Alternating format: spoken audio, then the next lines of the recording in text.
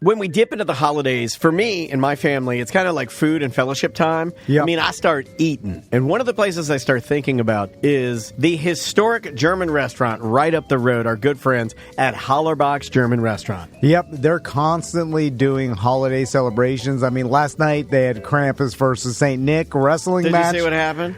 No, Did you see what happened? Grinch came out of the crowd, started beating everybody. Oh, yeah. And then Chef Pat, at the end, they did a toast, and then Chef Pat gave Santa Claus the stunner and knocked him out. See, this is the kind of fun that our clients have. This is the kind of fun that Hollerbox German Restaurant is. If you don't like fun, then don't go. Because it's the most fun place you can find. Tomorrow, December 6th, they got live polka pictures with St. Nicholas, gifts for children. They have constant things going on at Hollerbox The German market Restaurant. is slammed right now with all the holiday stuff. The food, oh, you want some traditional German Christmas decorations? The market has it. Food, Haribo, wall of gummy bears. All of the gummy bears. Yeah, that's great for stocking stuffers. Oh, and confirmed. I had some Harbos. I mean, because these are the ones that come from Germany. Left over. I gave them to Maisie. She goes, these taste better than the regular ones. I'm like, of course they do. Yeah, because they're the actual they're the actual ones. real ones from Germany, and you can only get those at Hollerbox. So go have some delicious food. Go check out their market, their outfitters. It's Hollerbox German Restaurant in downtown Sanford. Krampus is coming. He's got his bag of sticks. For if your kids do not behave, he'll whip them on their dicks.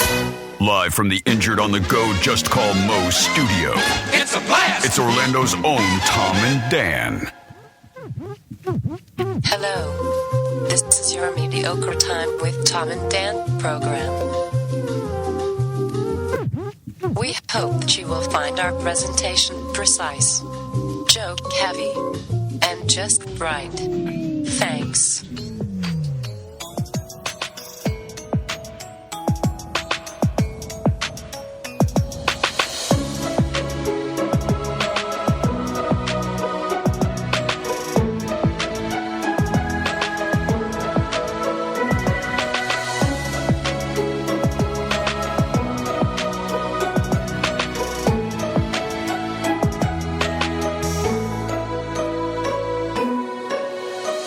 Welcome to the Friday free show of A Mediocre Time.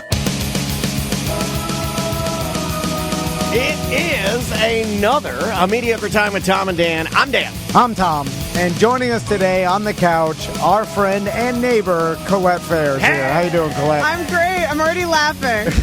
So very good. Did you know that Krampus will whip you on your dick? He'll do it. He'll do it good.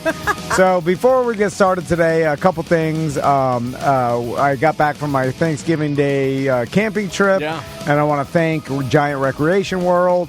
They've got a promotion going on. If you mention Tom and Dan when you rent a travel trailer like I did, or RV, or they have golf carts. In fact, the golf carts are 20% off if you mention Tom and Dan, but you get 10% off if you mention Tom and Dan if you rent an RV from Giant Recreation World. So make sure to do that. Your setup made me mad. It's nice. It's nice renting his setup from them. made me mad. The setup that he and his family had, they did not deserve to have a setup that nice. It was so nice. Really? And I was like, look at their setup. They think they're fucking better than me. They got nice RVs and travel trailers, and when you when you rent from them, you're going to get quality. You know what? You know what? I'm glad they did with RVs, Colette, which is sort of interesting. I'm glad that somewhere along the line, and I don't know why we did this, we decided that we're like, you know what? We know that the exterior of the RV, and it happened for boats too. We're like, we know boats and we know RVs should be white because they get really hot in the sun. But we don't care anymore. We're making them dark gray and black, and we're going to make them dark, and then they're going to look cooler. And it's going to kill the efficiency, but we're going to make them look cooler. It looks swanky. Because I always had my travel trailers. I was a Sunline boy. My dad loved the Sunline brand of trailers. You can look them up. I think it was a subsidiary of Fleetwood, and then mine were always like eggshell, like shit cream. Yeah. You know what I mean? Like they look like shit cream. Yeah. Like instead of or bright white. Why not have it look dark gray or black so it looks like a Batmobile or something? Anyway, there's actually a new color for white that is the Pantone color of the year. That's called Cloud Dancer. or cloud chaser. But it's really eggshell. Tom's Native American. What does that mean? I am not. What does cloud dancer mean? It's Tom's Native American Did you know name. he was Native American? No, are you really? No, Yeah. I'm not. I was just told that by my family, just like everybody in Florida. And, Yeah, you're from New York, right? So Yes. your family, I'm guessing, wasn't as trashy and didn't tell you and fill It's your a head southern full thing. of Indian tails and puppy dog's nails. I've also had my DNA done, and I'm exactly what I thought I was, which is like 50% Italian and 50% like Irish, Scottish, like half a New Yorker. All right, very No good. surprise DNA in there. I was like wanting to find something cool and like a lost brother or sister, but Yeah. so far no dice. We'll get to secret families later. You'll see. You'll see. a lot of people want to find something cool in their DNA, Yeah. and I'm here to tell you, just look in the mirror, nothing cool. You know? Like, you'll notice if there's something cool there. I wanted something. We You had know a what I'm saying? listener- Like, we had a if you listener- generic white dude or girl, Yeah. you're probably European of some sort. well, We had that's a- how my husband's came out. It was like German, 100%. Like, that's it. We had a listener reach out and say that he found some pretty interesting stuff about Tom's possible Native American, like history. That's and so then, cool. And he said he thinks he found it. And then he said he found some interesting stuff about me. But then he emailed us, I want to say like 3 weeks ago, like, guys, I found it. And then I think he died.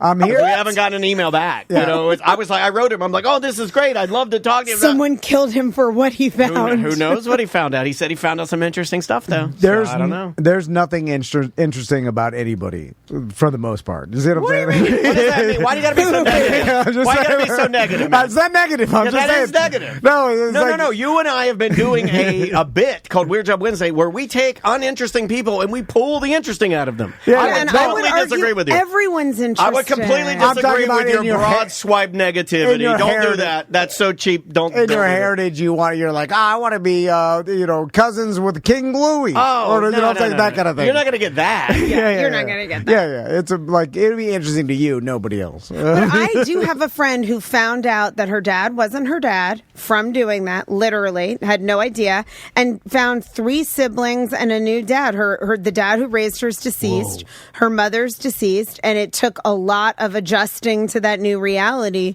but she's now made relationships with a whole new family. Not wild. We were having this conversation over Thanksgiving with some family about this, and then a lot of people in the room knew someone that found family members they didn't know about, like half sisters, half brothers from DNA It's tests. weird you never find a hidden mom. That's That's a kind joke. of impossible. That's a joke. I'm But sorry. in this case, this dad didn't even remember sleeping with her mom. Like, it was like an alcoholic haze one night stand from like God. 50 years ago. He was like, I don't even know who your mom is. But she's like, well, the test says that you did indeed have sex with my mom. So, Oh my God! Isn't that the Heart song, where he sees her? He sees her, and he Yes. sees the baby's eyes, yes. and he knows that it's his. And then she's like, "Please understand, I'm in love with another man." Oh, it's such a good song, too. Oh my! You and I are sisters. What are we doing after this? I know. Let's singing, go. singing. Let's go shopping, girlfriend. So, Colette, you let's talk about promoting your book, The Cost of Quiet. And I laugh because, we've been doing shows together for a couple months now. Yeah. And all I've seen you do is you're on the go, you're flying across the country, you are hustling crazy. You're on different podcasts, you're constantly just working all weekend. I've never seen her stop. She comes in Yeah, here, and this is not making fun of you. Please don't get it's mad. okay. You can make fun Every of me. time you run in here, you're huffing and a puffing. Like you're like, hey, come in. You're like, okay, let's go. And I'm, all right, calm It down. is. It's ridiculous. You could write another book after this, The Cost of Promoting a Book. That's what I should have written. yeah. Screw the cost of quiet. The cost of this promotion She has that quiet in a year. is going to be way more than the cost of being quiet. It's like 9 months of pure insanity. It's kind of hell, honestly, and Yeah. really people don't know what this book launch process is like. Of course, if you're some like super famous person and you have a whole team of people to handle all of this for you, then maybe it's a lot better. But for me, I'm doing it all really myself. And it's just a lot of, you're right, I'm running in, I'm running out, I'm doing media interviews, I'm writing articles for media, I'm meeting with my publisher, I'm putting together events, I'm on podcasts, I do 2 of my own podcasts, right, with you guys, and the other one I have for women at We're midlife. contributing to the problem. No, it's great. This actually coming here is always the bright spot in my week, and I truly mean it because it's so fun and effortless. I feel like just talking to you guys about stuff. Tom and Dan, fun and effortless. Tom and Dan, fun and Are we effortless. like New your- tagline. Are we like your therapist? No, I like to think of us as her. You know what I like to think of us as? Your 2 audio pool boy. Is that too far? That might be too far. I love it. Pool boy. We're like, let's have some. Oh, she's here. So Colette, let's talk about some of these podcasts because you've told us some stories, and even on Love Thy Neighbor, Some of them which we can't talk about it. which we should promote. If you're not subscribed to Love Thy Neighbor, you could easily do it through all different podcast platforms. Somebody messaged me this morning and said we were back on the charts, and it would make sense because we just released an episode yesterday, and then I went and it's already changed. It changes constantly. Yeah, but we're popping up there. We're still consistently popping up there, especially after we release a show, and you can find it everywhere. It's on Spotify, Apple Podcasts, anywhere you get podcasts. So what's it been like doing this podcast interview, tour? It's got to be weird, right? Yeah, the podcasts I think are my favorite part of all the promoting in that I enjoy talking. I mean, I wrote the book because I'm really passionate about the topic, which is helping people communicate in ways that let them really figure out what they're feeling and needing, tell their partner in a clear, calm way. I mean, it sounds so simple, and not abandon themselves in the process, because we talk about this so many times. You sweep little things under the rug, and when you do that, you end up getting distant and disconnected. But we end up doing that because we feel like it's not going to go well when we try to say something. So I really give a method in the book called self-connected communication that makes it very clear and easy to figure out what you need to say and say it to your partner. But the biggest thing is that you're showing up for yourself. Otherwise, you self-abandon, you're resentful, you're disconnected, you're lonely, your marriage, your relationship falls apart. But more importantly, you're miserable, right? You destroy your own inner well-being. So I love... You'll get used to it. Okay, I'm going to say something, and we're on the Friday Free Show. I have to say it. Yeah, say it. When you say there's certain things that people say that like tingle me a little bit. When you said destroy your inner being, I got a little bit of a boner. Yeah.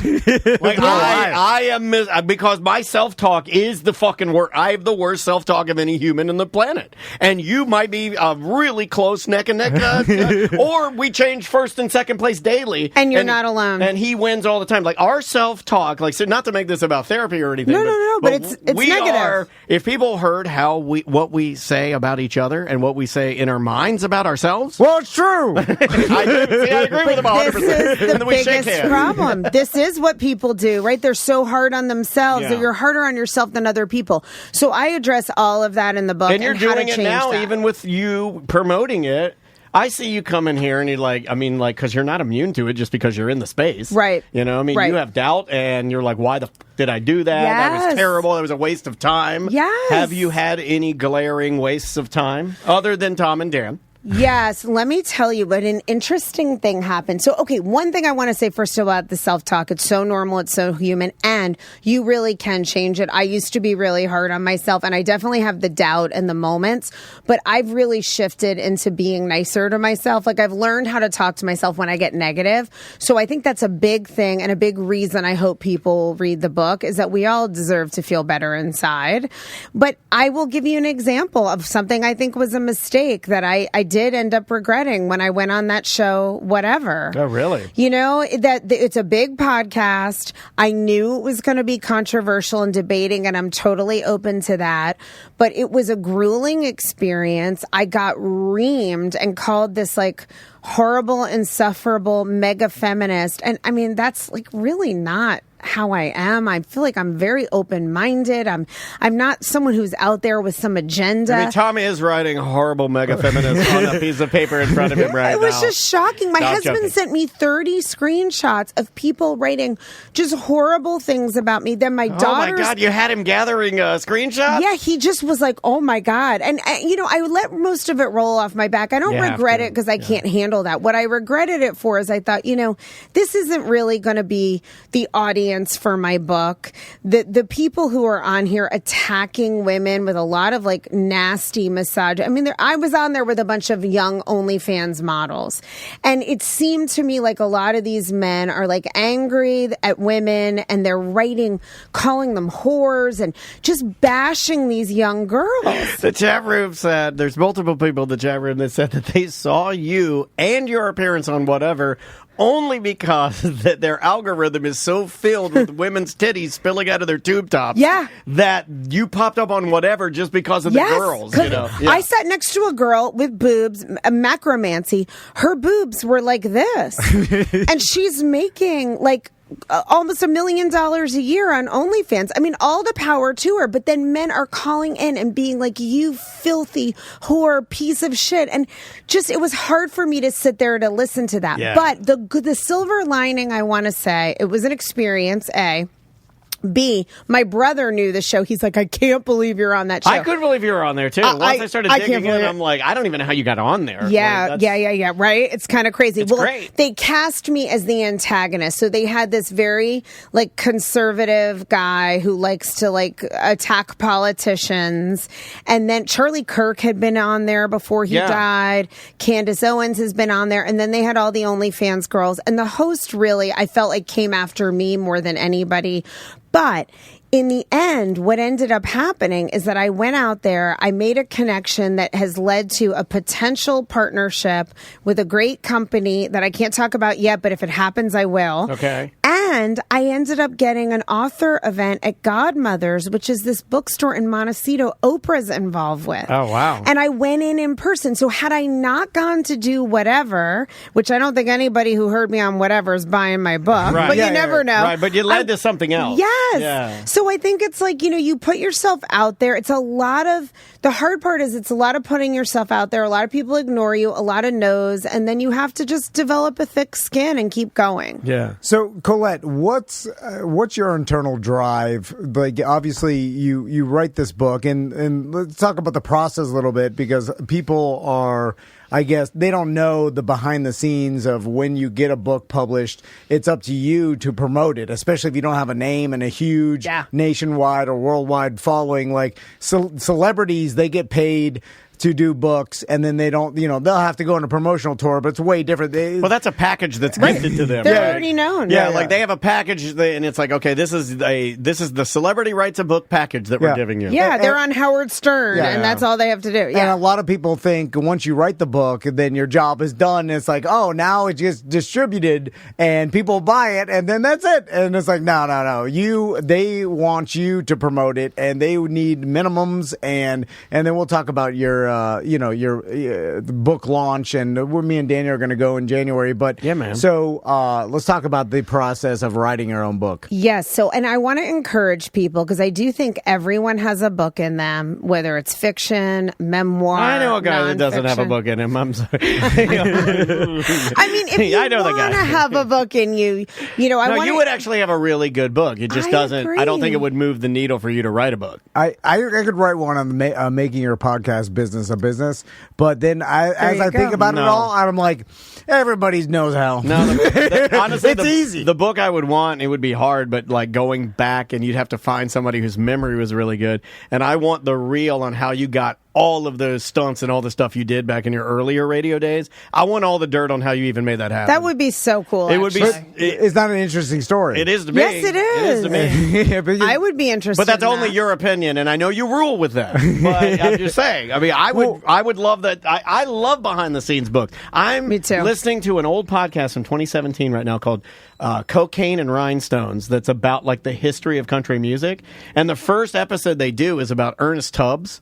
And it's like such a thing that I was like, why the hell would I want to listen to this? But I started listening to it, and the story's so compelling and great. Yeah. And I know you're a great storyteller. You have an amazing Exactly. story. And that's it, right? It's storytelling. That's what pulls people in. We all know that. So the cool thing about this process, I will say, is that when I started writing my book, I wanted to write this because it's the best of what I've learned in almost 14 years of doing therapy, that I want people to have this information without having to come to therapy. And it's inspired by my personal experience getting divorced. It was a very messy process. I learned a lot. That's what made me become a therapist. So I put some of my personal story in there. But everybody told me, for exactly the reason you're pointing out, that I would never get a contract with what they call a big 5 publisher. You know, it's the top publishers in the world. There's so much gatekeeping. You have to get a certain agent. And in the nonfiction world, if you're not already famous and you don't have a built-in platform, they don't want to give you a contract because they do expect authors to do their own promoting now, unless you're super famous. So the cool thing is that I ended up getting a contract with Penguin Random House, which I had less than a 0.5% chance of getting a contract with them as an unknown person. And it's all from like hustle and believing in myself and really, I think, delivering a good product with an important message that's filling a void that was in the market. So I just want to say to people, if you have this aspiration in any way, go for it, because you don't know what will happen if you don't try. So before we move on, who voted Penguin Random House as a good name for a book publishing company? Like, who was in that meeting where they're like, what should we name this place? Penguin Random House. Honestly, there's got to be a really good explanation for that, right? Well, it just sounds ridiculous. It does. It does. And it sounds random. But it is actually that Penguin was its own company and Random House was. They merged, and now it's the biggest publisher in the world. And when you get because like nowadays, I could have AI write a book about Tom Van. I mean, I'm writing one right now. Yeah. And then I could just go to a company and then print hardback, like, you know, I could pay for 1,000 hardback books, and then but that's self-publishing, right? Isn't that, that's different, right? Yeah. That's a different animal. Yeah. And then so when you partner with Penguin Random House, they promise to do what? Because, I'm still waiting. No, I'm kidding. No, I mean, listen, you get a built-in. So first of all, I wrote every word myself. Some people use a ghostwriter, and no shame in that. But I had gone to graduate school for writing before I became a therapist. I didn't finish, but I've always loved writing. I've always wanted to write a book. So this is a big dream of mine, and I enjoy writing. So I wrote the whole book myself. No AI, but they provide you with really, really good editors. They do your book design. They do your distribution. They do some promotion and marketing for you. It's just the way the game works. They're going to, this is my personal belief, they've been wonderful. I mean, I love everyone I work with there, but they're going to put most of their investment into the famous author they paid a $2 million advance to. I'm the little guy on the bottom of the totem pole. You know what I mean? So it's not, it doesn't make sense. If my book's a huge hit, they'll be psyched and whatever, but they're putting their money behind, you know, Michelle Obama, not Colette Fair. Yeah, that makes perfect sense. Yeah. That's how the business, I she guess, had her chance. works. And I don't know. I felt like I needed to say something there. So I wanted to talk to you about this. Do they have any real penguins there? Have they ever? I mean, okay, sorry. I would love that. Because this is the reason I'm here. I'm just guessing that at some point in some boardroom, and I don't want to get you into any trouble, but anything I say has nothing to do with Colette. They had to have said, "Hey, for the party, we gotta get some penguins, right?" Like I mean, maybe they in the should have them 1940s, in the lobby. 1940s, They're right down the street at the Central Park Zoo. They have a great penguin thing. Bring them Gotta have over. at least one in there, you know, and he's holding the book, and to get some photos of him holding I that book. would actually love that. And you know what? One cool thing I will say, I got to go into Penguin Random House for a meeting. They have this huge tower. They have their own building. It's Midtown on the west side. Are there books everywhere? Yes, the lobby's filled with books. There are guards. You have to be like ushered in. This is cool. It was kind of swanky. That part was exciting. Yeah. And then they're like, get out there and work. Yeah. Because we're not doing hustle. it. Yeah. And you have been hustling. So tell us about this podcast you're going to go on with your husband.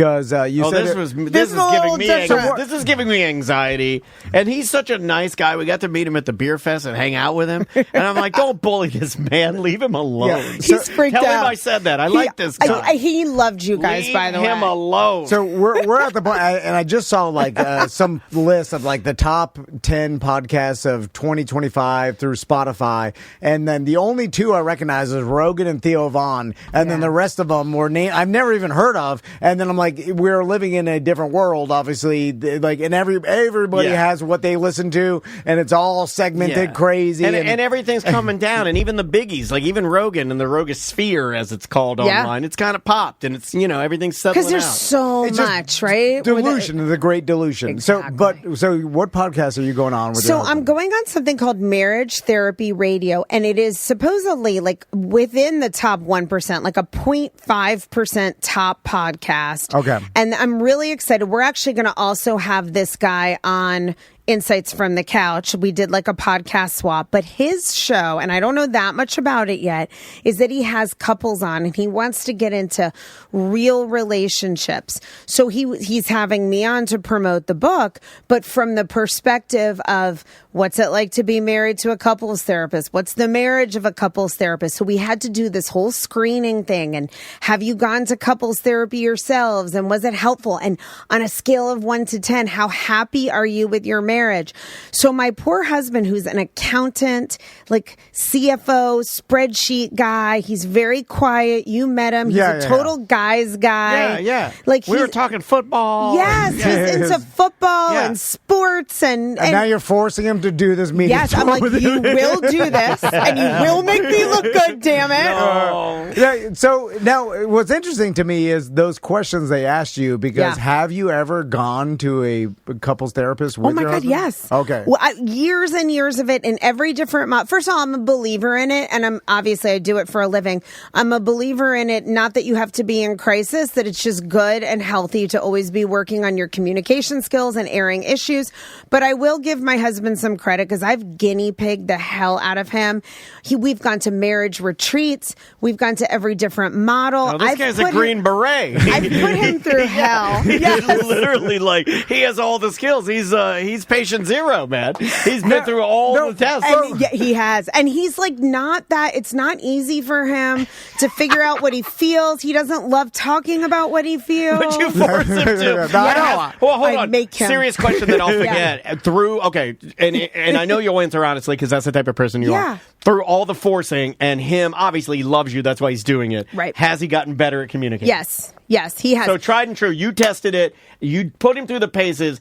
No matter what, it's like, look, dude, he did the work and he got better. And I will say, though, that it's still relative to, like, it isn't his strong suit, communication. I'm not saying anything negative here. You're not trying to turn him into LeBron. Right. You're just trying to turn him into, right, just bounce the ball. 15th round pick. Exactly. So he's better than where he was, and it's helped a lot. But, this happens that we gravitate towards someone who's our opposite. So I can't do the stuff he does. It just so happens that what I do for a living is also part of like what makes a relationship good, Yeah. So it's going to be interesting. We're going to be on for an hour. It's this Saturday. It's good. Like, I don't know when it's going to air, but we're recording this. We're going to be in separate locations, and he's like already scared. Like, what do I say? And he's in Dubai, which is crazy. You're going to be here in Winter Park, and he's going to be in Dubai. Oh, so they're interviewing him separately without you. We're on Riverside. He'll be like probably at the house or at his office, and I'll be here in my office where I have my podcast set up. Riverside's like a StreamYard where you yeah. It's what I use for the other show that I do with Laura, the Insights from the Couch show. So he's like, what if they I just said err on the side of truth, but like, this also isn't the place to be like, God, Colette's such a pain in the ass at home. I wish she'd shut the fuck up. Yeah. This bitch is ruining my life. Exactly. If you feel that way, don't. That would be so terrible. Well, it would be really funny, though. I would laugh. Oh, my God. What if I coached him to do... Okay. We're going to do some humorous answers. Maybe you guys should coach him I'll before coach him. we go on. Oh, no, I don't even want to come anywhere near this. I don't want to ruin anything about this book, man. How about Cyrano de Bergerac, where you're in his ear? No, I am an ally only to sell books. I'm an emissary of books. Well, what's interesting is the podcast wants the drama. They do. Because that's good for their show. You know, and I'm willing to give them some drama. I'm willing to talk about our struggles. We're very different personalities.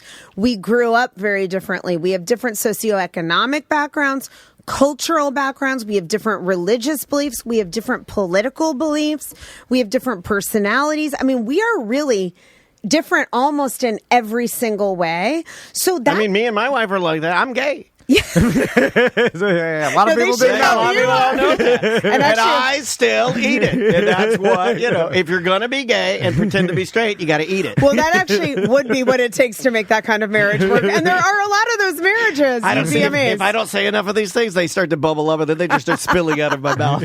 I think you should definitely coach my husband for tomorrow. I'm just trying to make him laugh because I don't know if you've picked up on this. When I get nervous about things, seriously, I'm nervous for him. So I'm being anxiety because of his situation. That would be terrible. I'm a little nervous for him too, just because I know he's going to feel scared and like uncomfortable. But he's going to do you right. He'll do a good job. And truly, I tried to say, just be real. The reality, and part of why I do like to be open about our marital struggles is because everybody has marital problems. Even people who are pretty happy have issues and have differences and mess up and act like jerks and don't like stuff about their partner. So I think it's part of what I hope to do in the world really is normalize that happy marriages are still like messy and they're not some romantic ideal. So I'm not afraid to show some of our pain points or like things we get stuck on. You almost have to, right? To prove to everybody that this is real. It's not some just bullshit. Because a lot of times, like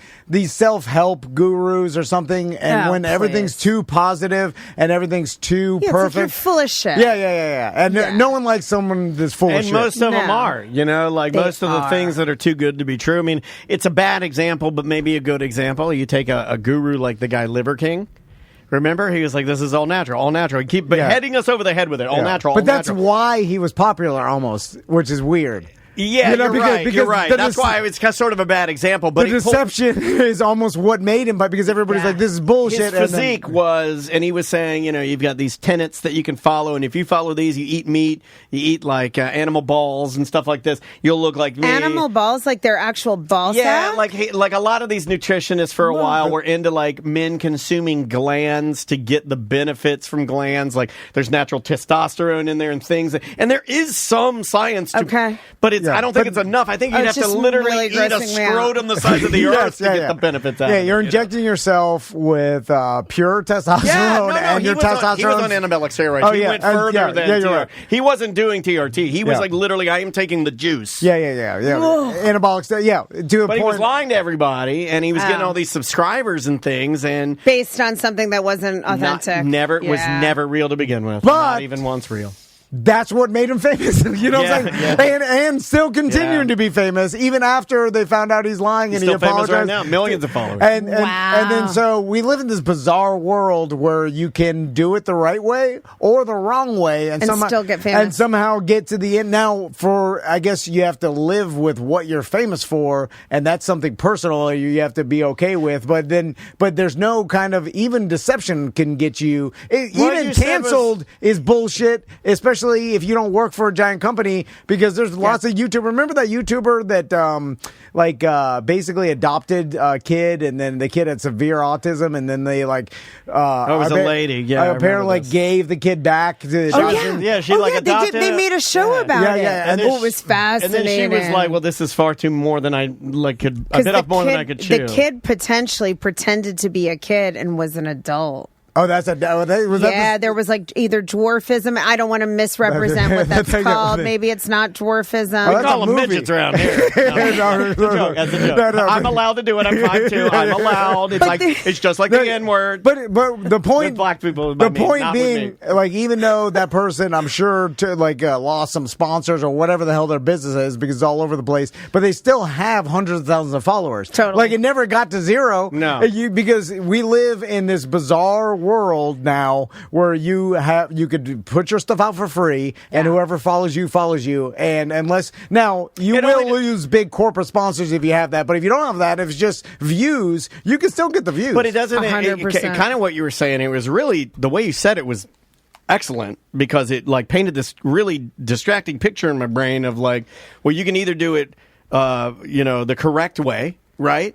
Yeah. Or you can do it this other way, but then you're really only a slave to your own level of character, right? Yes. I mean, you can do it the wrong way, but something tells me you would never do it. You know what I mean? Like we're not those guys. No, me neither. No, I'm we're not in that. Bullshit. We're not able to take that part of our brain, disconnect it, and be like, well, we can scam all of these people and then later apologize. And I do think we are in a time when people are like, well, we can do that. That's fine. but I'm just not that guy. And people are willing to be like try to be famous at any cost. And you can almost justify it, and I've seen this throughout radio, and it's kind of true too. And it's not even justifying it in a bad way. Is like there's a part of it that's like a character when you're an entertainer. Yes. And like a radio has been done a lot, and then now on social media I see it happening where you've developed this character that you're portraying, and then it's like it's a lot you, but it's a lot of exaggeration and a lot of this is what I want to put out, and this is kind of the entertainment part of me. I mean, wrestlers and everything, exactly. But wrestlers are kind of the extremists. But then it's like radio hosts have done it for years, where it's like this is I'm portraying something. You turn it up a little bit. Yeah, and then it's a version of you, but it's like finessed for entertainment. And then there's like professional social media trolls that do this, or if you probably sat down with them at dinner and when they're off of the social media and portraying, they'd probably be like, man, this is a person's way different. It's like, I'm putting on, that's what gets the views. Because if I was myself, no one would give a shit. I was thinking about this very recently and talking to Andrea about this, and you just refreshed my memory.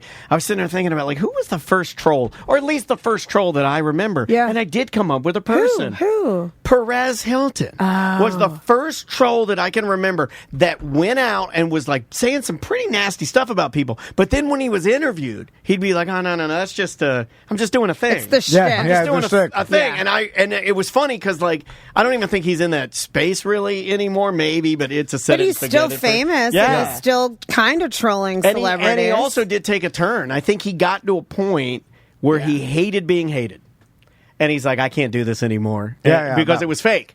And right? he doesn't attack quite so much. It wasn't authentic, and I think he turned it off. Like, I think he turned off the hate. Yeah. I think he just kind of went and just did like regular, pseudo, journalism for, entertainment journalism or whatever. But it is an interesting thing to think about. So before we take a break, Colette, let's talk about your book release party coming up in January. So where is it going to be, and how can people get involved? I know Daniel and I are going to be out there. Yes, sir. We're going to be doing some Love Thy Neighbor podcasts out there. And how can people get involved? So you can buy tickets, which is essentially buying 3 books, on my website, ColetteJaneFair.com. If you click book, you'll see it right there. And of course, if you have any questions about this, you can reach out to me. But we're going to have a party on January 29th, which is a Thursday, at the Mercedes dealership in Maitland. It's going to be really nice. We're bringing the community out. We'll have lots of sponsors.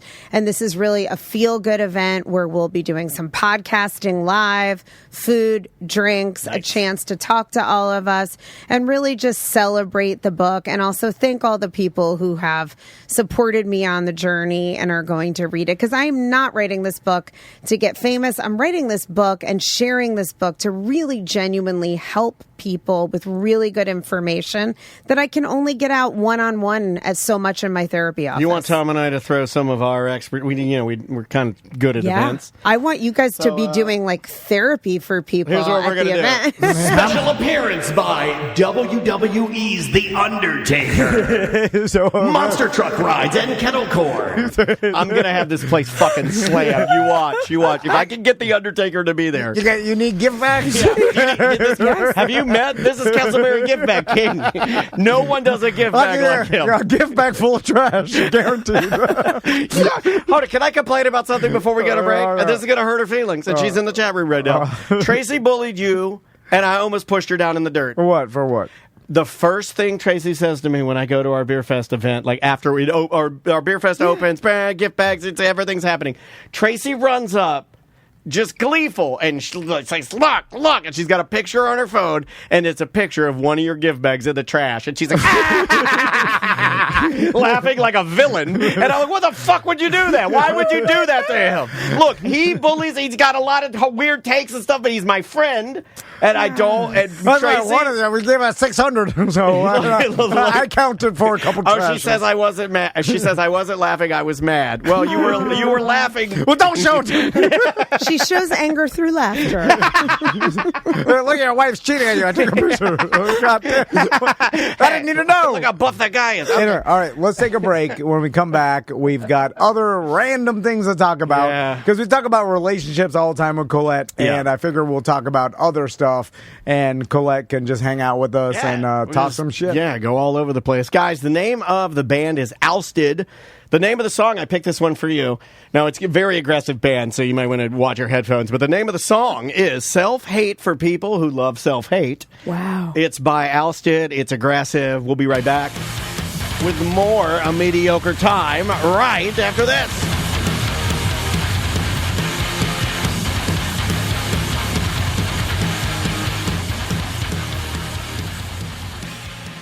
If you're looking to get your medical marijuana license, it's super easy. I mean, insanely easy. Treat yourself to a holiday gift that keeps on giving. Yeah. Make an appointment, and you only have to see him in person one time. And this is our very good friend, Dr. Chinlate. Yep. And, he's been working with Bud Docs for years. You've heard us talk about it. But once you've seen him, you get activated that day. So you get your recommendation that day with an email. And then the next time you see him, you only have to see him via telemedicine. You're good to go. Yeah, then it's super easy. And he's got multiple locations. You can see him. Go to buddocs.org, and the process is easy. Then he shows you his bud deals right after you'll get your recommendation. And there's a lot of same day appointments. So like you could look today and be like, I'm going to get it today. Oh, there's an appointment at 2. You go get it. You get the email. You can instantly go to tons of dispensaries that are all over the place, and they have deals like half off your first purchase. And start hitting them all. Yeah. This is legal marijuana. And look, it's I'm not going to do any I told you so's, and I'm not going to do any, well, look at what's happening now.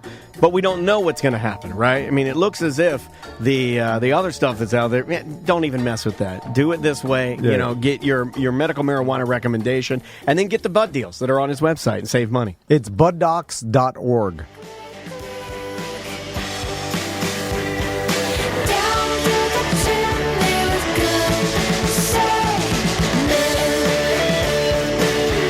You know I'm going to do Christmas music. You know I am.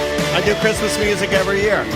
Hopefully giving you something a little bit weirder. That is Zidane and Wilder Water with Up on the Rooftop. Welcome back to Mediocre Time with Tom and Dan.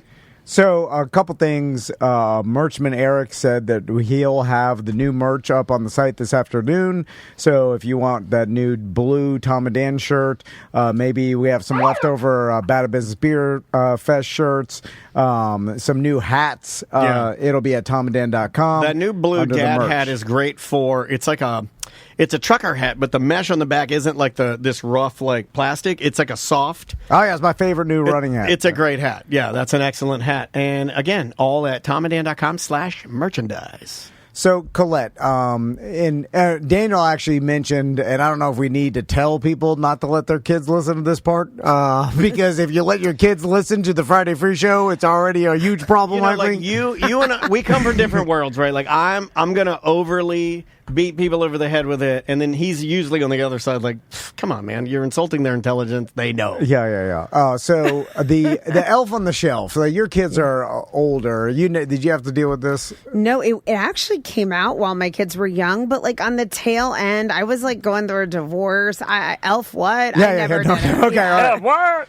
So Colette, you're a therapist, and when I saw this new thing, Wouldn't it be awesome if she's like, I never said that? How good would that be? mean, how fucking cool would it be if she's like, I've never said that. You said that. And then you're like, I just what about roll the with book? And she's like, I gotta go. And then you run out really fast, like, I got diarrhea.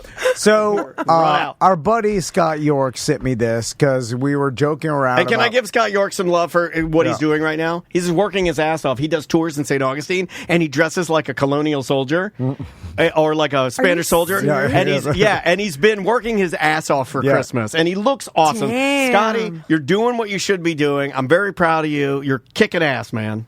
So okay, so this Elf on the Shelf thing, and we all do it as parents because it's a thing and it makes our kids happy. I got one I've made one for the studio. Look, and I it's got fine. one here. And it's no big deal. You move it. Some people go and do more extreme things. You know, your elf is fishing and catching a tiny fish, or, baking a tiny cake and all. Oh, I hear this from friends. Yeah. It's like a second job. So we have an elf named Dodie, and Dodie Elf comes the day after Thanksgiving and leaves the day after Christmas.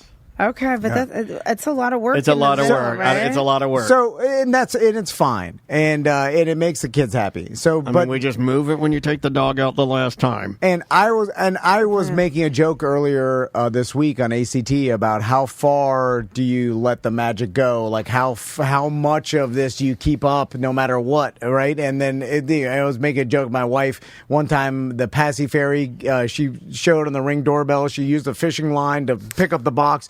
And then she showed the kids, and they're like, "Oh wow!" You know, like she was kind of, like a magician, showing them an illusion. Wow. So now AI has come into the picture with this Elf on the Shelf thing, and you could take a picture, and they got an app or you could take a video of your elf where it is at, and it'll create AI motion and basically the elf could talk to you. You could make it do whatever, but it'll show the elf going into the spot that you left it, and then like doing things, and it looks real, like here, to a kid. I have it up on the. You can see it up here. Watch this, Colette. And I got a question about how far the video. I've got different versions of these. I'll throw in here while we're talking about it, so you'll have to bear with me. Here's the first one I got. Now, I took a picture of my personal elf. Yeah. And it kind of, like, I shouldn't have done, I felt kind of naughty afterwards. Anyway, I used my elf. This is my elf Dodie for my house, and let's see which one this is. Can somebody give me a ride to Dance 360? Yeah, so I made it talk about Maisie's dance studio. Now, and Andrea looked at me when she saw that. She's like, absolutely not. No, we're not. No, because I was going to have the elf be like, hey, I'll meet you down there. Like, I'd start going crazy with this sort of stuff. But it's in your house, and it's where it is in your house. And, like, so... essentially, you'll have the ability to, and this will work. Like, I think if I showed my sons this, I mean, they're 10 and 11, they'd be like, this is AI. Like, they know now. Yeah. But if they were 5 years old or 4 years old, they'd be like, holy shit, this is evidence. Like, I'm watching, like, if you told your kids, like, hey, I secretly left my phone and filmed with the elf, how the elf moved, and you showed them proof, they'd be like, oh shit, I saw, this is 100% proof. Yeah, like, for instance, and what it does is it takes your photo, your video, whatever you put in there, and it just morphs it into what you need. This one, I told it to make it dance. So here, that's my elf, and it just started. Look at it; it's dancing now. Like, but that is exactly how my elf is dressed, with a green. Show the one in the back of the alligator video. Oh, okay. Hold on, let me grab this one because here. Like Daniel has the elf in the alligator's mouth behind him in the camera, and he took a picture, and then it shows that the alligator was chomping the elf, and the elf was like. So, like... and the elf's like, oh, come on, get me out of here. Oh, you're going to bite me. Ah! Yeah. Okay. Oh, my God. So, Colette. Yeah, that here's one was my excellent, question. But I was like, oh, my God, what have we done? So now, because it used to be like, okay, the kids wake up and the elf is in a different place, and the kids are using their imagination and the magic of, just like Santa, the presents are here, like, who brought them? Santa's here. And so it's all part of their imagination and the magic of it, which we've been doing for a long time. Yeah. And it all seems healthy. It seems fine for kids. Fun, yeah. They grow out of it eventually, or whatever the natural thing is. But now, if we are now showing them video, and then this will go into Santa, and then you'll be able to like film your house before you put the presents, and then after, and then it'll show Santa coming in and putting the presents, and you'll be able to show your kid like, here's proof that. And then is that messed up, or will the kid eventually just grow out of it anyway and be like, oh, that was all AI anyway? Are you breaking trust? Is there resentment there? Also, I did a little research. Because it seemed to me a different thing than just, oh, how'd this happen? Here's the proof.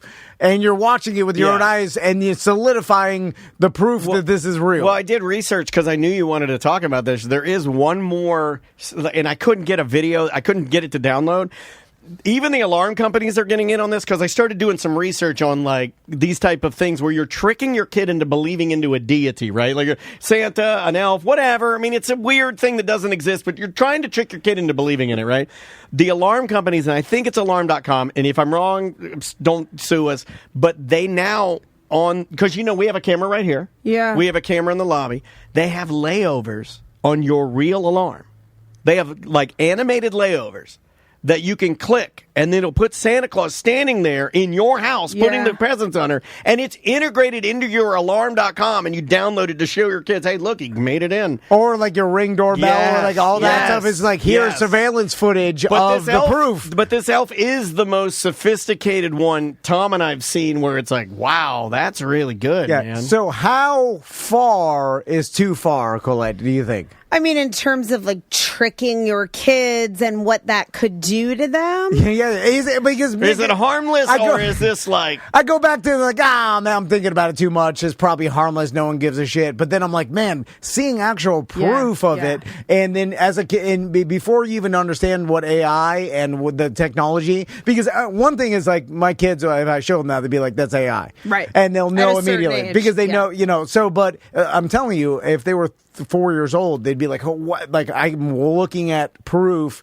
and then as you get older, is that going to screw? Well, is that worse? Let me give you two sides of me. Before I had kids, I would hear friends of mine that had kids talk about how I don't feel comfortable lying to my kid about Santa Claus and everything, and I'd always think, you pussy ass, what are you talking about? Santa Claus, it's the most fun thing in the world. That's what you do. What are you talking about? But now that I'm a dad, and I value the trust that my daughter and I have, it's like, it's in the vault of untouchable things, right? Like, I do not want to ever break it.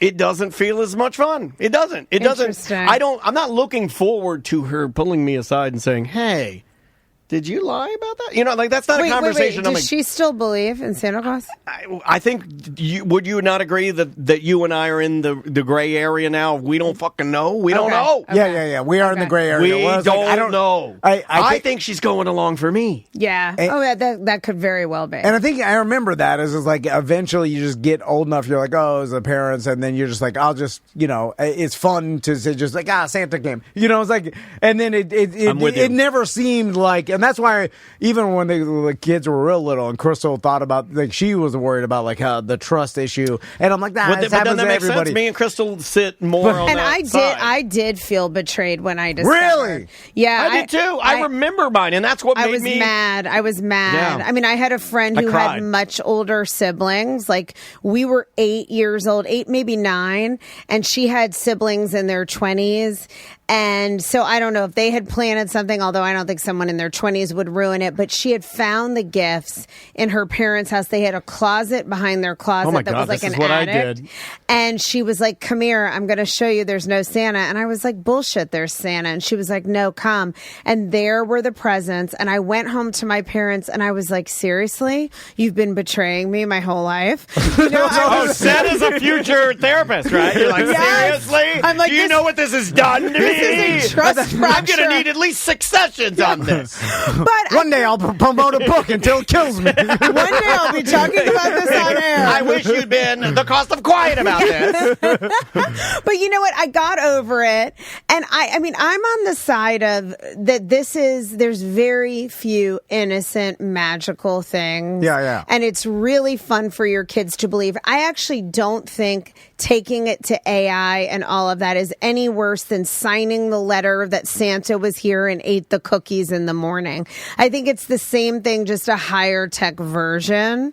But when your kids start to believe, you've got to decide, or start to not believe, you've got to decide when and how you allow them to come to the truth. But what is there a scenario where you'd never want to let it go as parents, and then you go to the lengths of showing these fake surveillance cameras and look, you're clinging to it. Yeah, you're like, it's real. Look at it. But I think parents do that anyway. I mean, we would do the God dresses up as Santa. Tom. Yes. And figured out the marketing. No, that's Even the marketing. going to the mall. You figured it out, dude, because that's your side of the business. Of course, they're preying on that. They know that parents want to claw this back as much as they can, and let it go as long and guess as how much possible. I had to pay to get those 2 videos? $6 because you got to buy credits. Exactly. You figured out why they're cost doing of it. magic. Yeah, but you figured out what they are preying upon that, because they're like, because it's not the kids, right? They don't even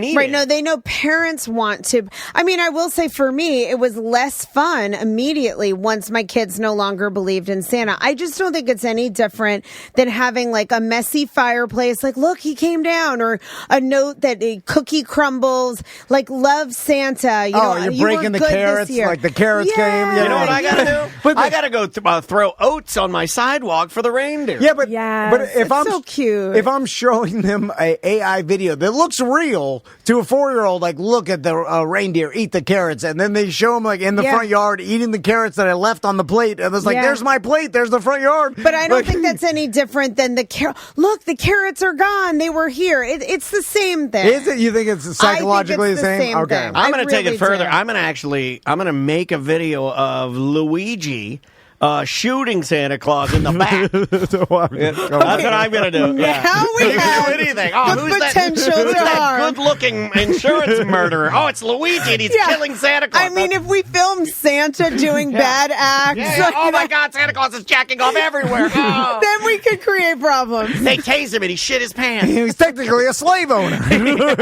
He forces them to make the toys. Anyway, so Colette, the other thing I was going to, speaking of holidays, I saw a story. I'm proud of us. Can I give us a? I'm proud of you and I. We didn't put a list of things wrong in our lives to ask Colette about. I'm proud of us for not, like, we knew we had you for a long time. I'm like, I'm not going to do a list. We'll save it for next week. Yeah, I'm not going to do a list of. That's how I love that name. If you want to hear what's wrong with our family, I already got that free therapist blocked down. So I saw Tracy put a story about the voice actor that played the Frosty the Snowman. Happy birthday! And wasn't that the Frosty? Yeah, but I don't know this story. I can't wait to hear. His name's Jackie Verman. Which is an old school. This is it's like a Jackie Gleason. He was that big rotund man, you know. Yeah. And vermin means rodent. Yeah. So go on. But Jackie the rat. Yeah. This is a 1969, and apparently, I guess his kids did an interview recently, and then he had 3 secret families, and Frosty. So yeah. So here I'll put a picture of him up so everybody can see old. This actual story. Oh, he looks like a douchebag. Yeah, old Jackie Vernon. So I want to ask you about. It's Vernon, not Vermin. Oh, okay. Yeah, Vernon. I wrote it down. It's okay. Jackie the rat. Yeah. But the secret family thing, Colette. Oh, yeah. It's harder to pull off nowadays, I imagine. But it still happens a lot. Okay, and so it's not harder for me. I have an AI family on Grok in my Tesla. You talked to it the other day. I have a whole family of digital women I talk to. So the secret family, I'm fascinated by it because you always have been. It seems impossible to pull off, but somehow these people do pull it off, and sometimes the other family kind of knows what's up and then chooses to ignore it. Sometimes the families have no idea about each other. It's all different scenarios. But what is that? Is it like trying to get best of both worlds, where you just have the person has to be travel has to be a part of their job for the most part. because that would be the only way to even attempt to pull it off. Yeah. But I think I could do this if I were like an airline pilot or an 18-wheeler driver. Or, I think those are just some of the more common right? scenarios. I think I could probably do this. a salesperson, traveling salesperson, someone that has to travel to New York all the time, like for business 5 times a year. My dad traveled a lot, and it did go through my mind sometimes when he wasn't coming home, like, or he'd come home really late. Like, seriously, as a older boy, like not a young boy, because I didn't have a concept, but as an older boy, I was like, I wonder if he's cheating on my mom. But he wasn't. Yeah. Here's the thing, cheating. He was too boring. This is different than cheating, because cheating, I understand. This kind of, it's like you're at the bar, you're horny, you're drunk, and then you just pick up someone at the bar, you bang. But it's just like a lustful thing. You don't want to start a family with it. Like this is someone like they get to wherever they're at, and then they visit their other family, and they're like, "Oh, Dad's home." Let me ask you. That's weird. Because I know you know more about this than us two knuckleheads, but there's something calling me about, like, blank slate, right? Like, I have a family and we're doing okay, but what if I could start a new family and it's better than this family? Is it rooted in any of that, or can it be? Or yeah, I mean, I think it can be. I think there's a couple of different versions of this. There are people. So I've had a lot of clients over the years where they have discovered that their father had another family. Well, so it's more common than people think. I believe our producer Samantha. I thought she had a case with her husband that we talked about, right? Where they've had a sibling that they didn't know about that came into fruition. You know, Hey, I got a missing sister, and then some more pieces started unraveling. That was pretty, and I think in their case it went very positively. Yeah, and that one worked out really nice, and I think they gained like family members, and it was really well received. So, but like we talked about, sometimes that could just be, the dad was sleeping around and then had kids, and then that that. But it's like. This is when you're having a secret family, like, you actually are part of the family. You're the dad of the family, and 2 different families that don't know about each other, which is crazy. So I think there's a hubris to it. A lot of times it tends to be more of, look what I can get away with. And there's like an element of that for some of these people. I also think it is more common in the past than it's going to be, just because of technology and being able to find people. But also, we've changed some of our societal expectations for marriage and relationships. It used to be the husband kind of did whatever he wanted. He wasn't questioned about where he was. He traveled. You could only be in limited contact. And often the second family, or sometimes third family, understands that this person has limited time and contact. And what women would be getting out of this back in the day is like a secure, stable person who's providing financially. A lot of times in the past, wives just wouldn't ask a lot of questions. And because to most of us... What happened? I love that one. Sorry, I thought my mic was off. I thought my mic was off. I apologize. You just got home after 2 weeks and dinner's ready for you. Yeah, like put your slippers on like it never missed a beat.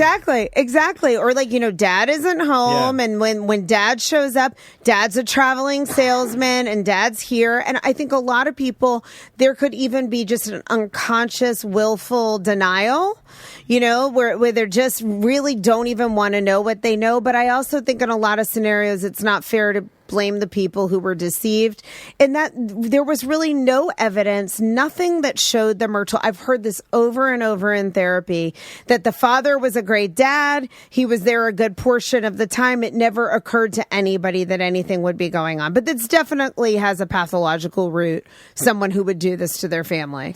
Now, do you think there's anybody doing it where you can point no ill finger at him other than he has 2 families? What I mean by that is what you just described is... like, he's a good daddy when he's... he does everything he needs. He just happens to have 2 families, and it's like, well, is he bad to you? No. Is he bad to you? No. Is he cheating on us? Yeah, technically, I guess. I mean, he's betraying everyone. Yeah. He's not telling the truth, and you can't be there for your family that often if you're splitting. I mean, just the nature of it, right? Well, if they live next door, I feel like I could do a pretty good job. Yes. I'd be tired. I'll be right back. I got to go over there. I'll be back. Like those old, like a date series on the show Friends. Yeah. Where they have like 4 dates going on. Yes, exactly. It was kind of like a tree falling in the woods. If no one knows about betrayal, it's not betrayal, right? So that's actually true. It's only betrayal if you get caught. Well, and this has happened a lot back to when we talked about Ancestry or 23andMe or whatever these companies are or were. It's now 24andMe. And I don't know why. I think No, that's Puerto that's Rico. not I think that's Puerto Rico is the 24th. But like a lot of people never knew that this was even a thing until the dad's dead, and then they discover this other family, you know, online through genealogy. And I will say, Oh, that guy won, by the way. he pulled got I off. always away with wanted it. to die with a secret family. He got away with it. He pulled it off, and then we should celebrate those people. But it causes a lot of psychological damage, you guys. It really does. Not that you can't come to terms with it in the end, but most people feel really hurt and confused. It shakes your identity. It shakes your sense of who you thought your father was. I mean, let's just acknowledge it's not a good thing. Well, I would say no matter how you cut it, no matter how you cut it, he's going to try to defend it. But no matter how you cut it, you had to have loved one of the families more. No matter what. Now, well, you can't love them Your evenly. favorite can't you love? You only have one child. Yeah, he doesn't understand. He tells me that all the time. You He's like, you love can. one of your kids more. I'm like, No, that's I'd the like to joke around. You love the one that's the most fun to be around. You really don't. You can you can feel an easier relationship with one of your kids, but you really don't That's love more your love. kid more. No, it's just easier. My kids constantly to this day, they're both like, come on, admit I'm your favorite. Yeah, you said that I'm your before. favorite. I'm like, shut up. Do your you're boys ever ask you who's the favorite? No, they know. I make it apparent. That's such a great answer. But, and it's you. That's the secret. Well, and my kids always say my mom's favorite is my brother. I actually think that's true. And they're like, it's ridiculous how much Gigi, that's what they call her, loves Chris more than you. I'm like, okay, guys, like, go easy, you know? You're not helping. My wife's mom's a Gigi, and then my Gigis. mom's a Mimi, and I like to go back to the Meemaws. That's very Southern. Yeah. Let's bring back a Meemaw, like the next generation. Why? Enough with this Gigi and What Mimi. did you have? For my grandparents? Yeah, what are your names? Nana, and then Noni, which is Italian for like Grammy. And I'm going to be Coco, because it was my like childhood Like nickname. Ice-T's wife with the big ass. Yes. Have you seen Coco's ass? I Oh have. my God, her big fake titties. I like without Coco. the That's big something ass new. and I big like Coco tits. too. But that was God. my childhood nickname. Okay. So there's still some That's people in cute. my life who call me Coco. Like my mom calls me You Coco. look like a Coco, totally. Yeah, I can see right? that all day long. Yeah, and actually when I first went on online dating, like 20 years ago, between marriages, I was like freaked out that people were going to know that I was professional and I was on online dating. I mean, this is back a million years ago, and I made my name Coco. But I think it's like Last name Beware. Yeah. Like the old black wrestler had a parrot on his shoulder. Coco Beware. Yeah, when I get divorced and I have to online date, I'll go by Twain. You know what I'm going to be? Inspired by you. When I'm 'Cause getting a it is divorce, I'm going to embarrassing. go as Coco. Little Coco. Because it is a little. I like it for a guy. It's a little embarrassing, the online dating. I don't think it is shots now. fired. No. I don't think it is Shots now. fired. Said by a man who's been in a relationship since childhood. Oh my God! I knew she was going to slap back. I'll do it. Walk a mile. I'm going to be ashamed a little Okay, bit. I do not feel in any shame I'm joking. about it now. I think this was back. I mean, I'm talking about in 2006 when it was very, very new. Yeah. Now it's the way people, half my couples, Of course. majority of my couples met their spouses online dating. Match.com, you know. In 06, they were like, what? You met someone online? Yes. And blew their, It's like, what? And now it's like, how else would you meet I thought my anybody? boss was going to see and think it was like inappropriate or something, Yeah, but I yeah. got over that fast. I Yeah. just used my radio station email to get hand jobs. Okay, now we're in a whole new territory. I knew if I was single. else not? Yeah, if you were single, you'd like write up.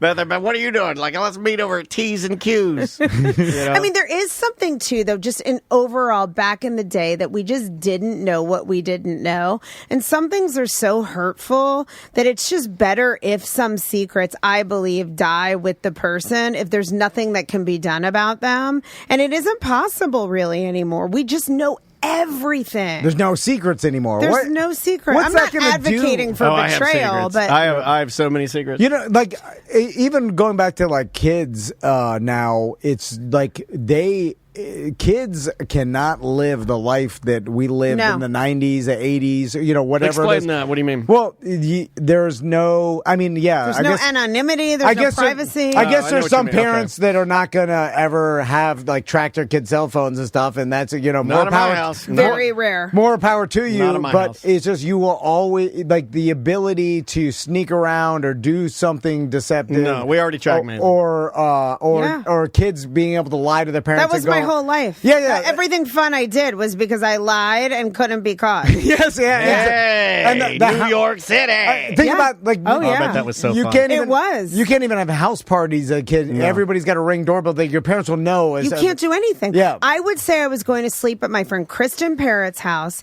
in the next town over. She had a big family. I went to Catholic school, so everyone had a million siblings. Doors were open. Nobody was tracking. At my house, I was an only child. Then I had a baby brother. My parents were on me like white on rice. But I got very clever. I'd dress in a very demure, appropriate outfit. I'd stick my Marlboro Light cigarettes in my cleavage. Hell yeah, because my parents would pat me down, but they'd never pat down my cleavage. Then because you don't do that. I'm not going to pat down Maisie's cleavage. Right. That is so freaking smart. But now, guess where I'm checking? Yes. Because you're teaching me. Nobody smokes cigarettes anymore, Maisie ain't going to smoke no cigarettes. But back then, and I'd have a little mini skirt in my bag, and I'd take this train to the city, and I'd go to all the clubs and dance. I'd pretend I was an adult. Oh, my God. I did all these things that my parents thought I was in the suburban town over watching a movie with Kristen Parrott. And they never knew. And by the grace of God, I never got trafficked or anything. Now I look back and I'm like, oh my God, I could have been killed 10 times over. But, back then, you when you're a kid, you think you're invincible. But going along with what you normally say, would you though? If little Maisie, because she's very independent and does things on her own. That's rare. If she just got a ticket on a bus and just started doing it and went to New York City and is somebody instantly going to see her just start snatching? I don't know if that would. I don't know if she'd have to do it for. I don't think she gives off snatchable energy, if you know what I mean. She's not going to look confused. Okay, but this can happen I did this all the time. I was so did in my wife too. Andrea was a very independent. She was going to concerts in Chicago by herself to see NSYNC. Yeah, just flying to Chicago and seeing the band, and then wow. I did stuff like that too. I traveled. I went places. I was always adopting personas. I'd be 50. I had fake IDs in New York. Everyone had a fake ID very, very young. Yeah. We went to bars.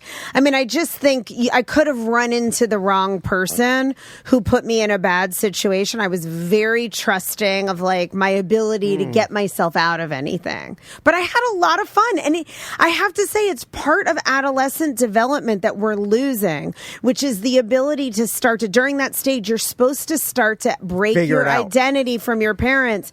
You're supposed to try things and fuck it up, and that's how you learn. Yeah. It's almost like a forced detachment. Yes, and it's trial and error. It's how you become an adult. And I do think that a big part of why kids now are not launching successfully, there's all this pressure on kids to get into college, figure out their career, but they have no social skills and no life skills because they're coddled by their parents now. They're monitored. I don't think it's a good thing. There's got to be somewhere in the middle I wish we could arrive at.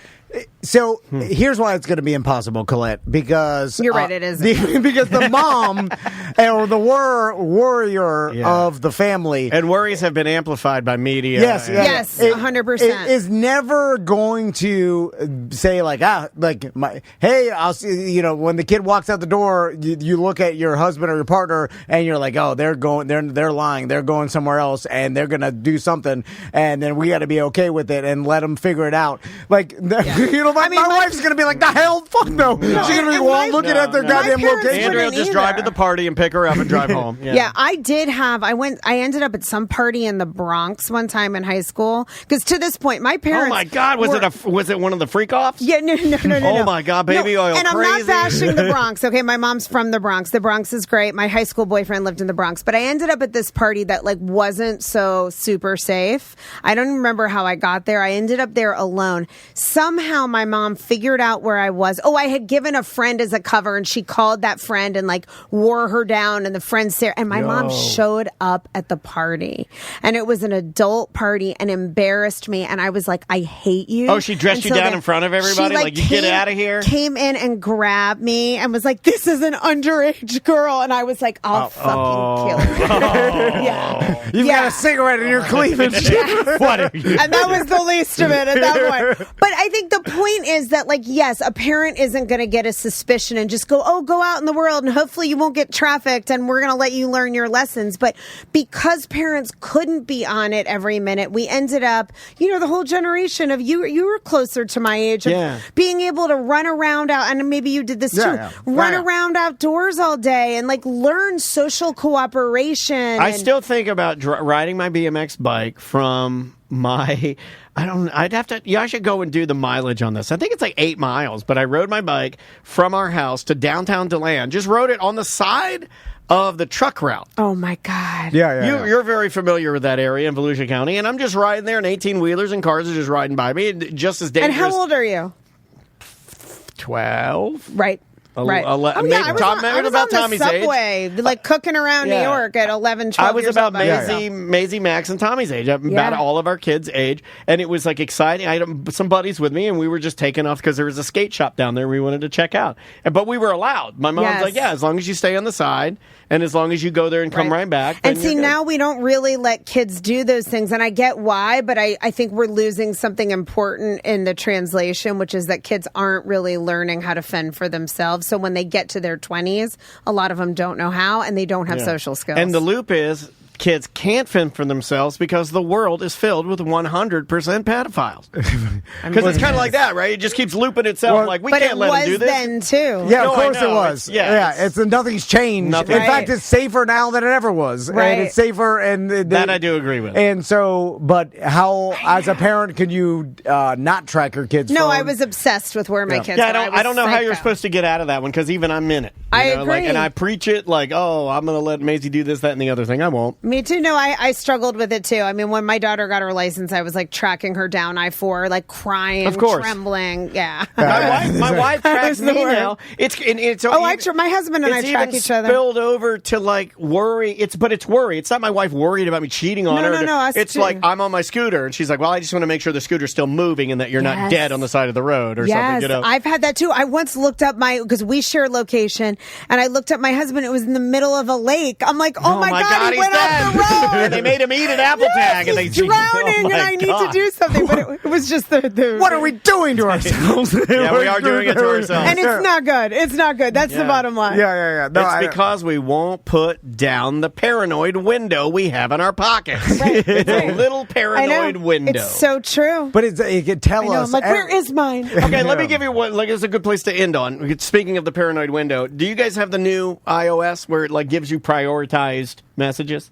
Okay, I have it, but I don't know how to use it. I don't know what you mean. So it'll give you like a prioritized message. It'll say like it kind of assumes it'll read your messages and then say like, well, I'm going to prioritize this one and pop it to the top. Okay, is mine automatically doing that because I just got the 17? Maybe not. Mine's defaulted everything on because I just got it, right? But like it's nothing. It's never anything good. I know. Everything prioritizes something breaking, something failing, something going away. Like it's nothing. Like I pick it up, and no matter what, the first thing I'm going to see is going to be negative. Is the bad stuff? Yeah, because it's prioritizing it in the email that way. This is not a good thing for us to be negative linked to. news. No, it's not. I mean, you just said our little windows, and I was like, "Where's my phone? It's over there." Like a panic. I honestly thought I was like, "Why the hell she got her phone sitting 6 feet away from her? That's way too far." Usually it's glued to my side. I know. Yeah. Our brains evolved to just look out in the woods, and then it's like, and they're like, there's nothing they're gonna kill me. No, that's actually true. This is why it's really a problem. But we're seeing 1,000 tigers at all points. Exactly. So is that why for me, when I go to that cabin, and we can get ready to take a break here. When I go to that cabin, and I walk out and I look into the thing, I can't stop looking at it. I was like, this is the nicest thing I've ever looked at in my life. I can't not look at this. Yes. It's so peaceful to not. That's just, what going on vacations and disconnecting and leaving your phone behind, and like that's going to be more and more of a thing where families go on vacation. And I am about to implement that in my family, where like we're leaving our phones at home. No way you can contact us, and we're leaving for the weekend.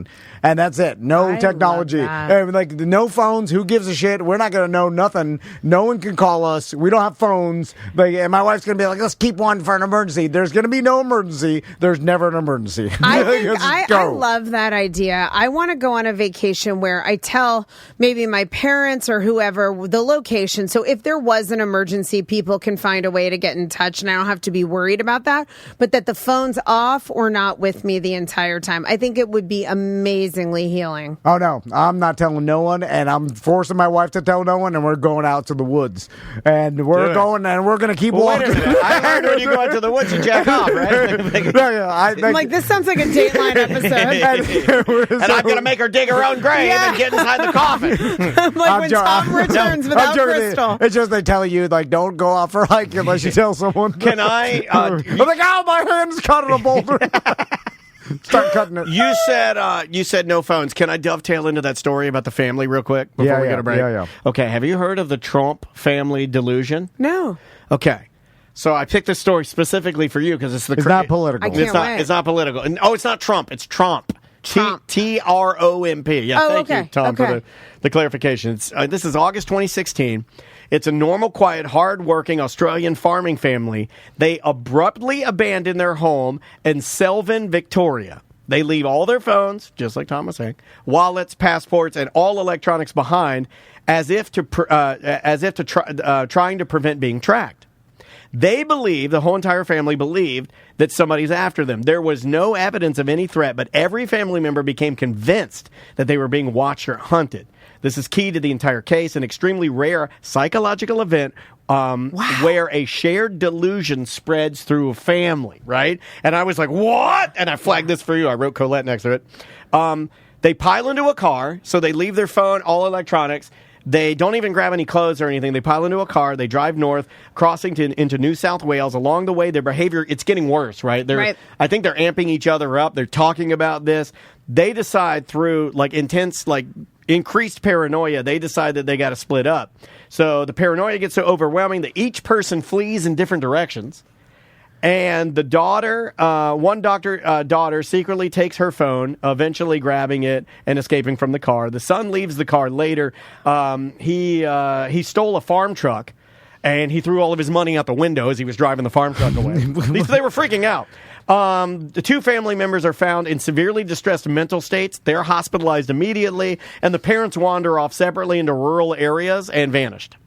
Vanished, never to be found? No, I think they eventually found everybody, but the short of the long is that this was a case where the Australian police, FBI, whatever their version of the FBI, they have been digging into this, looking at it, trying to figure out what's happened, and they get to the end of it and they're like, guys, nobody was ever chasing you, nobody was ever after you. You guys all you had a paranoia delusion. You had a delusion. You had a paranoid delusion. But what was really piquing my curiosity, it was that is interesting.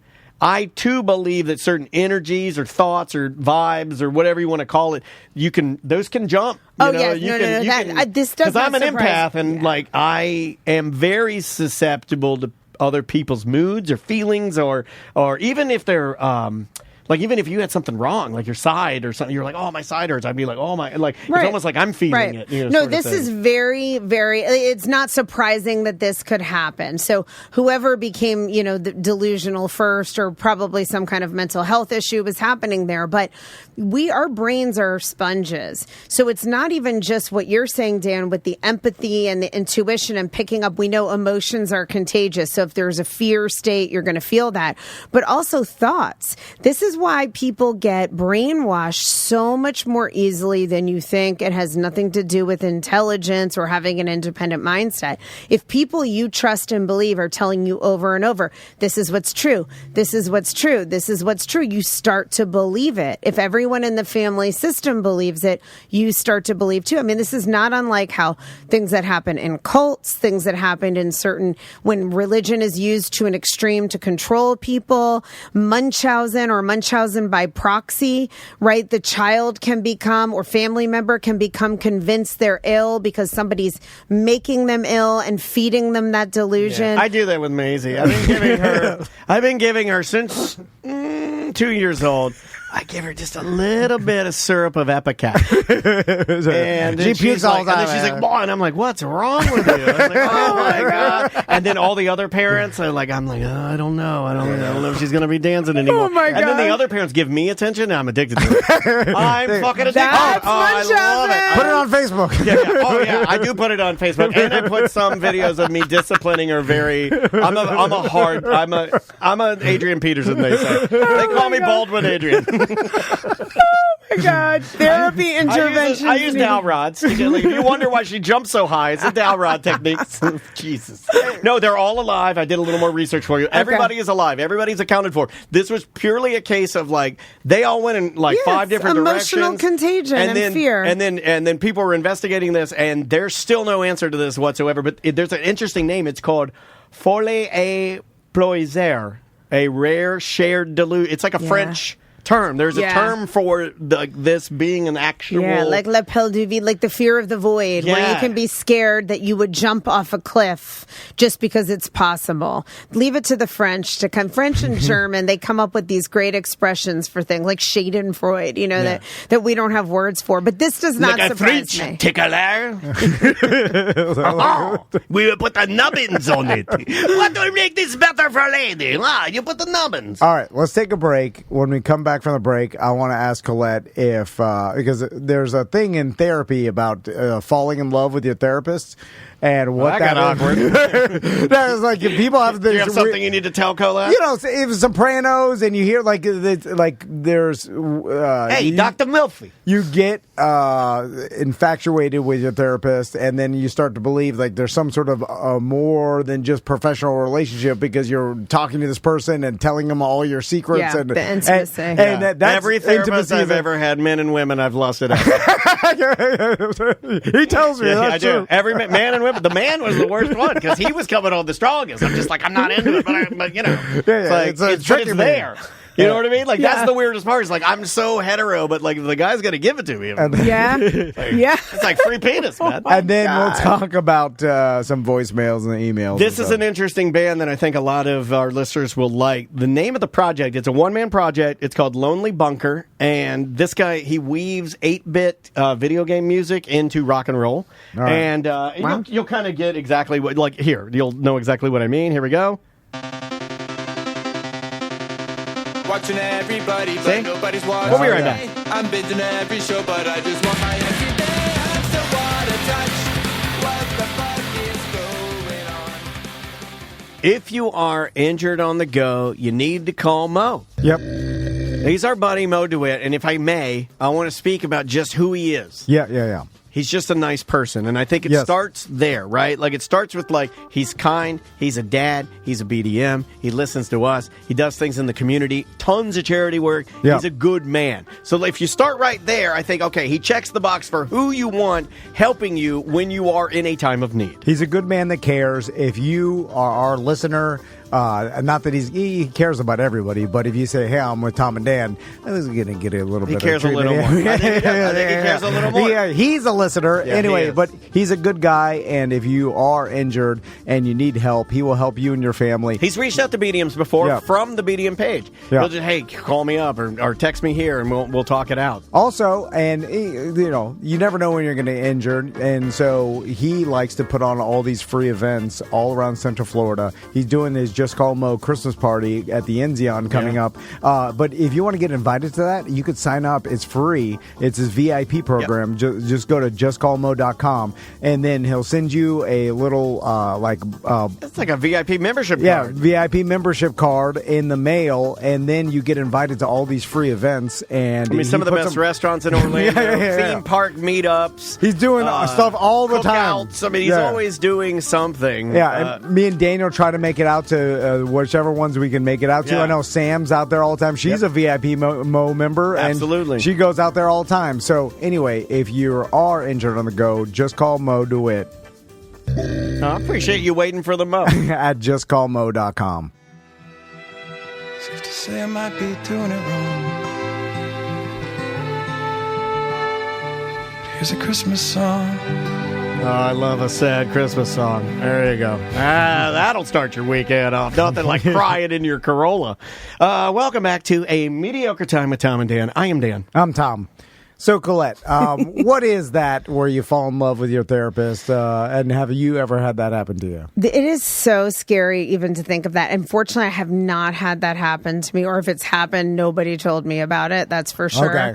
I have never I feel like it's such an intimate process. And of course, now I work more with couples than individuals, but I still see individuals. And I used to see more individuals than couples. You get to know your client so deeply. You feel so close. You feel so connected. I just feel like also as a therapist, and it should be this for everyone, but it isn't. The boundaries are so important. You can be close, you can be connected, you're your client support, but you do have to really keep it in the therapy room. Now, does that mean that somebody couldn't catch feelings? Of course not. Can I bring you a rose like a Hooters waitress? Definitely not. Okay. All right. And what we talk about a lot in grad school is that, realistically over the span of your career, you probably are going to have a client you feel attracted to. You can't really control that. You may have clients who feel attracted to you. That may be even part of the thing for the client. I feel very lucky that I haven't really had to cross this bridge. I honestly, genuinely have never felt sexually attracted to a client. But to me, I think part of it is I am so on. I'm trying to... You don't have me as a client. Listen and be present. I was doing the, I'll make her not gay thing. I could turn her. Right, you could change it, Dan. But no, I've never, ever experienced that. But I do have friends and colleagues who have. And fortunately, because it's acknowledged as a thing, you have to go talk to other therapists about it. You consult. We don't, bash therapists for having human feelings. But where the problem is when lines get crossed. And this is one of the many reasons, even when clients don't have bad intentions, we have a lot of rules not doing gifts, not having interaction with clients outside of session, not having a friendship in any way or a dual relationship with a client because of human connection, you have to keep it really, really clean. And it is the number one offense when you go to, there's always a board meeting that will happen for the health board of health to review cases where therapists have been reported. And the number one problem is therapists having a sexual or inappropriate relationship with clients. So it definitely happens. Oh, so yes. So these women are out. Tom and I both they're out there. But here's the problem. So I need to fire my current and find someone who will sleep with you. Someone whose morals are loose enough to let me talk it out for 45 and bang it out for 15. But it does harm to the client. It really, really can seriously harm a client. I mean, how harm? What kind of harm are we talking? You let me worry about me. No, so Colette, I think that's what people think. I don't even feel comfortable playing around like that with you. I'm like, my God, he's saying some horrible things today. No. I mean, listen, it's a reality. I just I'm so in work mode. And I feel like I'm very warm and present and really myself, but my brain is so on how am I helping this person? And there's so much more that goes on behind the scenes as you're thinking through interventions. I just don't even feel in that space to allow any of that to happen. And I would never act on it if I did feel attracted. We have a question from the chat room, and he's funny. It's Gay Robert, who we love. And Robert also, he asked the question, and then he said, because somebody said it's a good question, he said, thank you. I'm putting the camera on myself like Tom does because it's a good question. Robert's question is, he wonders if you've ever had to fire a client.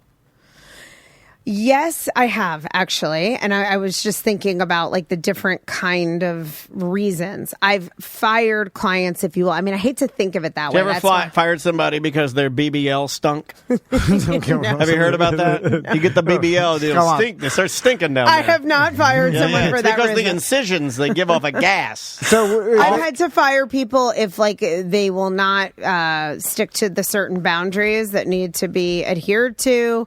If somebody, what does that mean? Like they're wasting your time, or like no.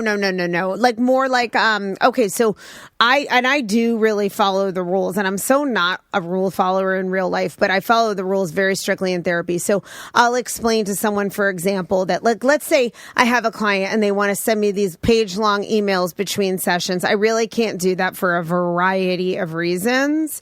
It's actually not therapeutic. Those are all official records. I don't have time for it. It's inappropriate, and it dilutes the therapeutic process. Okay, so let's say, for example, that I would explain this multiple times, and the person keeps sending me emails. You know, I might say, look, we've addressed this. I'm going to have to ask that you stop doing this. And then if not, that might be a case for terminating therapy. I'm just making this up. Gotcha. Or the more common scenario, because most of my clients are amazing. I really feel like I love my clients and feel so privileged and honored to work with them. And almost all of them are wonderful people that I'd be friends with if they weren't my clients, truly. But if there's a case where they have an issue that comes up that I'm not qualified to deal with, it's outside of the scope of my experience, where something happens. All right, here's one. Let's say I tell people at the beginning of couples therapy, I don't keep secrets. So if you disclose to me at some point that you're having an affair, I am not going to be able to hold that secret for you and continue to work with you and your partner. I can either help you tell your partner that this is happening, or if you don't want to do that, I'm going to have to terminate working with you, and you can tell your partner what you want to. Could we continue working and you just refer to my affair as, quote, going to Qdoba? Like, could we say it's something different? I thought you were like a lawyer. You had to what happened to the hippo? Definitely. If I find out you have a secret family, I will be terminating therapy. This is good to know. Yes. Does this go for most therapists? Because, man, I've aired some stuff out in there. Now I'm kind of second-guessing how honest Well, wait. I mean, are you in couples I'm joking. therapy? No, I'm in just regular therapy. Yeah, and it's not like... My wife is far too, she's well-adjusted to go to therapy. Well, and I mean, of course, I'm biased, but I think every couple can benefit in some way from couples therapy. But it's more like, I'm not going to go run and say everything you said. It's just that don't disclose something to me, because I can't collude with someone to deceive their partner, right? That the whole thing has to be a tree of trust. Everything's open. I'm there. Like, I don't take sides. I'm there to really in service of a relationship. And I think a lot of people, you just hit on something that I think a lot of people think, and this is shitty, but going into couples therapy, that I think they think, well, man, as long as I can get this person I'm talking to on my side, 100%, this will be fine. 100%. It's not that. But you know what? I kind of think I heard that when you were saying it. It's almost like you've heard that, or you felt that enough from people that come in there. Like, who's trying to win me over? Right? Absolutely. And really, though, the truth is both viewpoints are valid. So I am always validating how that person's feeling and how they see it, and that I can understand why they would think or do what they're doing out of self-protection, or if the story in their mind is such. So I don't want either person to feel like I'm not getting them or I'm not with them. And that's part of the art of couples therapy, is making both people feel like you really get them and you're with them. And then also saying, it's not like who's wrong, it's where are you getting stuck? And it's usually the reactions that come out on the outside that are the problem, not the feelings or the perspective.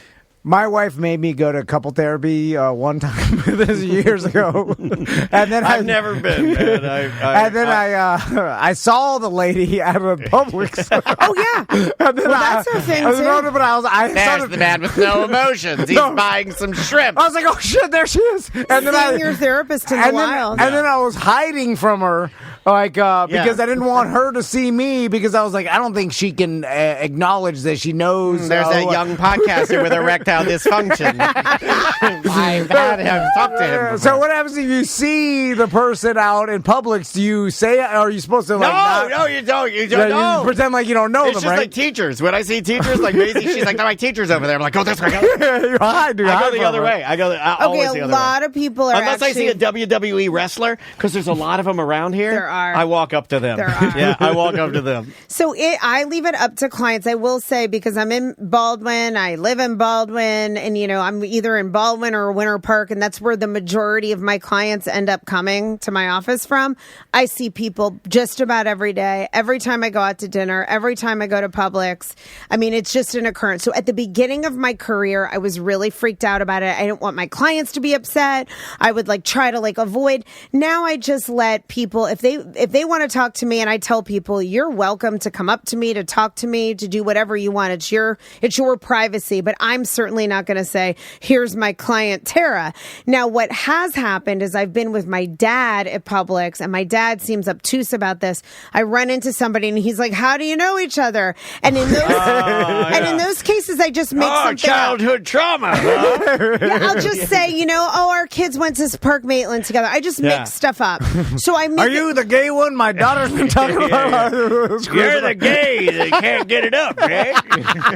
Well, I mean, otherwise you actually break HIPAA if you say I cannot confirm or deny how I know the person. So I've gotten very comfortable with it. And if I see a client in public, I don't go up to them, but I let them do whatever they want. What if you see them buying condoms? What if I see them buying condoms? Or magnums or something. Anyway, a question for the chat room. This is from Jen. She says, my therapist said that if we see each other out in public, she will pretend to not know me. Your therapist is a liar. Yeah, I think that's weird, right? Some therapists do handle it that way. I think it's weird too, personally, just to be honest.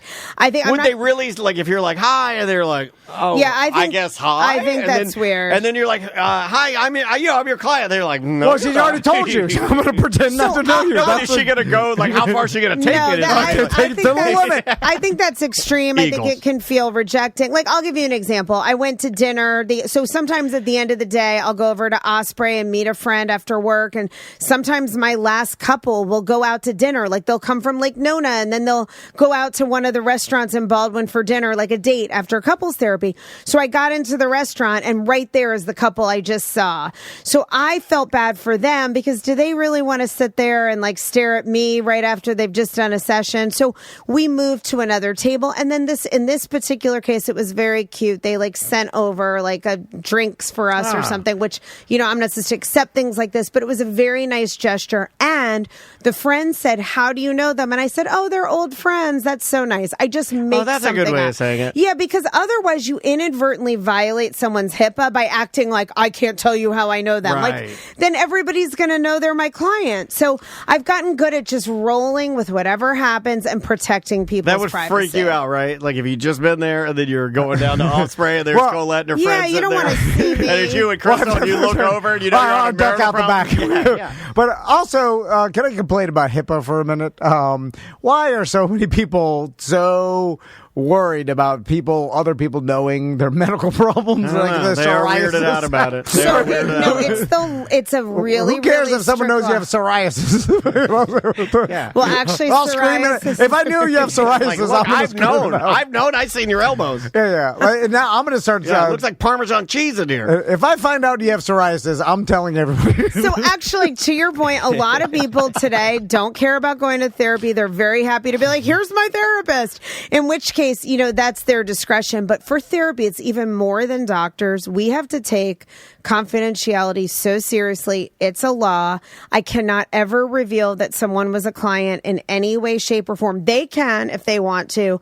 And if we don't do this, then it doesn't protect the sanctity of the relationship. I really have to be an objective, safe space that somebody knows 100% I will take everything I know to the grave. My therapist was getting married.